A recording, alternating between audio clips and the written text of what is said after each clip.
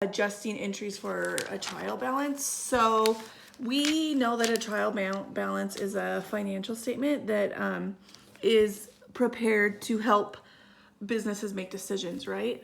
And we did adjusting entries last week. We did like collecting uncollectible accounts, and you'd have to go through and make the adjustment for people that weren't going to pay and whatnot. And then in chapter 6, we did bringing general ledger accounts up to date and for supplies and prepaid insurance. And then you learned how to estimate what account. And then in chapter 14, we learned how to estimate what percentage of our accounts we thought would become uncollectible. So now, today we're going through and we're creating a trial balance, and we are putting in those adjusting entries. And we know that to go ahead and prepare to get the right data and to get the right, to know if we're having a profit or a loss, we have to have all of our accounts brought up to date. And we know businesses have the profit or loss information, and that's how they plan if they're making money, if they're losing money. They prepare their financial statements for taxes and whatnot. So today we're learning how to put in those to make an adjusting trial balance. And we know that a trial balance is a ledger of account of our credit and debit columns, and both of our accounts and our debit and our debit and our credit columns always must equal, right? And all entries in our general ledger accounts, which each account has its own general ledger. And so like these are general ledger accounts for each account, right? They all have their own ledger. We have to bring those up to date too. And then what we did all year, when you bring them up to date, then you just copy them into your trial ledger balance. And then at the end, your debits and credits must equal. So we know that a trial balance prepared before adjusting entries. So before you post your adjusted entries is called a unadjusted trial balance, because it's not, it's before you put in the adjusted entries. Your adjusted entries are like, you spend money, you have $5,000 in supplies, and then December 30th comes and you use $4,500 worth of those supplies.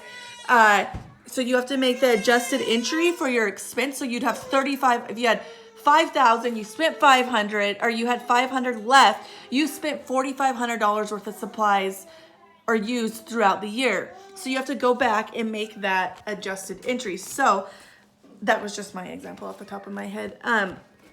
Your supplies has to be credited to show what has been used, because that's an expense. And then the amount of supplies in the unadjusted trial balance, that reflects the cost of supplies you have on hand at the beginning of the year, plus what you maybe purchased throughout the year.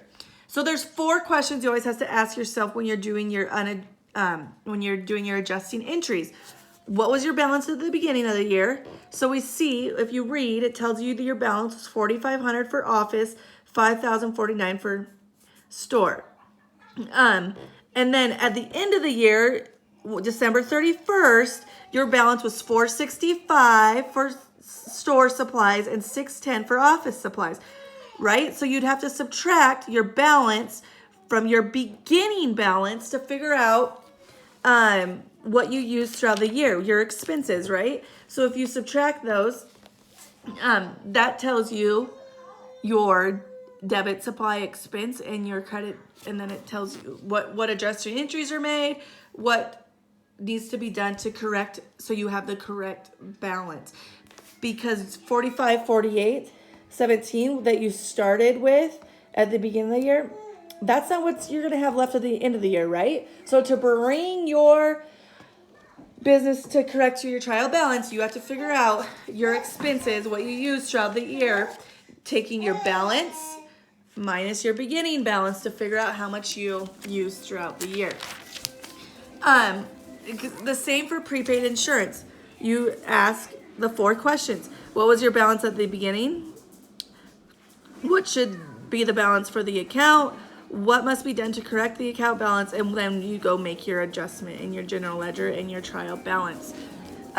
So today it's pretty easy. 15.2, they give you your trial balance, right? So they say, enter the following counts on the unadjusted trial balance. Obtain the account balance from the general ledger accounts. So we know, and then we read in our text, to start our trial balance, we obtain these balances.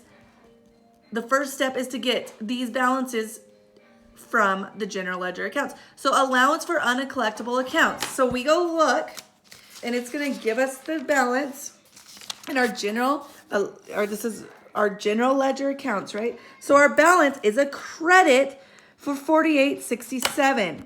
So all you do is you go to your trial balance and you copy that $48.67, and it's a credit. Okay, and then our supplies store balance. So we go find supplies store balance. And it's right here that tells you it's the balance column, supplies store from our general ledger accounts, right? All you do is copy that information, 448,362. So then that goes into our trial balance, right? Wait, yes, yeah, right there. It needed supply store, 448,362. Okay, so our next one it wants is the accumulated depreciation for office equipment. So right here, accumulated office equipment. Okay, it has a credit balance of 2,3. We're taking the first one, right? From this, so. Oh, sorry, I did like this.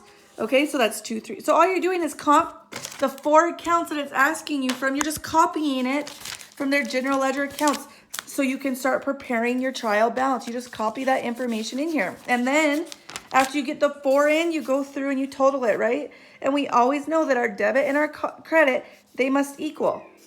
And then it has the next step, journalize. Those are your adjusting entries, because now at the end of the year, the end of the month, these are your balances.